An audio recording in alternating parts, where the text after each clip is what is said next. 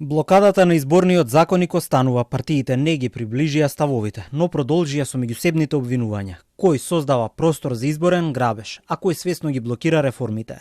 Додека траат препукувањата, со свој став денеска се јави собранискиот спикер Африм Гаши. Председателот на собранието јавно ги повика координаторите на пратеничките групи да ги надминат партиските бариери и да постигнат компромис за изборниот законник. Принципиелно и воглавно јас сум за електронско гласање на диаспората, дури сум и за тоа да се воведе електронско гласање и кај нас. Но тоа е мое лично мислење.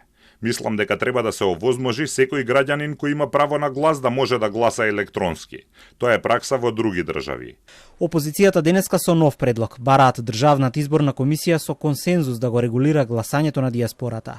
Социјалдемократите се на став дека откако не помина лобидот за електронско гласање, сега се форсира гласање по пошта, без соодветни заштитни механизми. Предлогот електронското гласање да се замени со гласање по пошта, без Државната изборна комисија да има можност со консензус да ги утврдува правилата и механизмите на контрола, не ја подобрува демократијата во изборниот процес. Власта треба да се откаже од овие намери, да се повлече и да достави предлог Државната изборна комисија со консензус да може да го регулира гласањето на диаспората.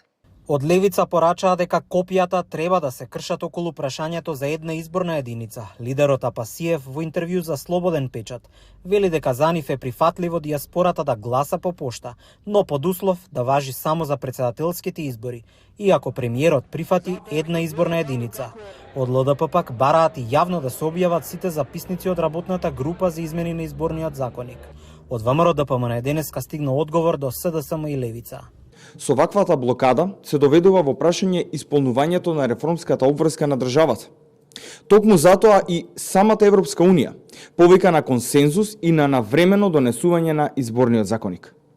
ВМРО ДПМН останува на ставот дека изборниот законник треба да биде донесен со широк политички консензус во интерес на државата, реформите и обезбедувањето на можноста македонската диаспора да го оствари своето право на глас по електронски пат.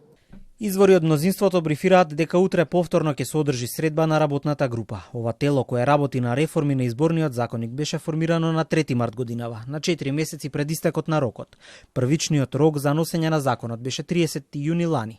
Грејс периодот помина пред 6 дена, но власта калкулира дека со евентуално носење до 15 јули ќе може да ги побара 4 милиони евра.